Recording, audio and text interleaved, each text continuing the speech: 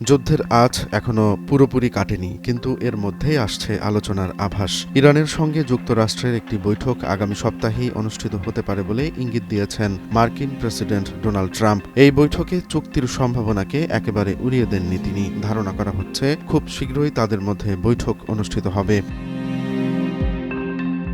নেদারল্যান্ডসের the হেগে NATO সম্মেলনে যোগ দিয়ে সাংবাদিকদের প্রশ্নের জবাবে ট্রাম্প বলেন, আমরা ইরানের সঙ্গে কথা বলবো, হয়তো একটা চুক্তিও হতে পারে, তবে একই সঙ্গে তিনি জানান এটা তার কাছে খুব জরুরি কিছু নয়। ট্রাম্পের ভাষায় তারা যুদ্ধ করেছে, এখন নিজেদের দুনিয়ায় ফিরে যাচ্ছে।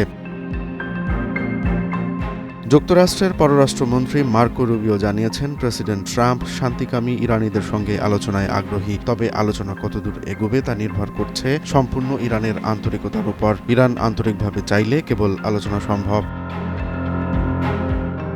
এদিকে ইরান ইসরায়েল 12 দিনের সংঘাতের পর ট্রাম্প এটিকে সবার জন্য বিজয় বলে আখ্যায়িত করেছেন। তিনি দাবি করেন, ইসরায়েলের সঙ্গে সমন্বয়ের মাধ্যমে যুক্তরাষ্ট্রের তীব্র বোমা হামলায় যুদ্ধের ইতি টেনেছে। পারমাণবিক স্থাপনাগুলো যেমন ফোর্দো, নাতাঞ্জ এবং ইস্পাহান সম্পূর্ণ ধ্বংস করে দেওয়া হয়েছে বলে দাবি করেন তিনি। তবে মার্কিন গোয়েন্দা সংস্থাগুলোর তথ্যে দেখা যাচ্ছে পুরোপুরি ভিন্ন রকমের চিত্র। সামরিক গোয়েন্দা সংস্থা ডিআই এর প্রাথমিক মূল্যায়নে বলা হয়, ইরানের পারমাণবিক কর্মসূচি হয়তো কেবল কয়েক মাসের জন্য পিছিয়েছে। সিএনএন বলছে, হামলার আগেই ইরান তাদের ইউরেনিয়াম সরিয়ে নেয়। অধিকাংশ সেন্ট্রিফিউজ অক্ষত রয়েছে বলে তাদের অনুসন্ধানে নিশ্চিত হওয়া গেছে। এই বিভ্রান্তির মাঝেই ট্রাম্প বারবার জোর দিয়ে বলেন, সব ধ্বংস করে দেওয়া হয়েছে। এমনকি তিনি দ্বিতীয় বিশ্বযুদ্ধের হিরোশিমা ও নাগাসাকির প্রসঙ্গ টেনে বলেন, আমি এই উদাহরণ দিতে চাই না, তবে ব্যাপারটা আসলে সেরকমই ছিল।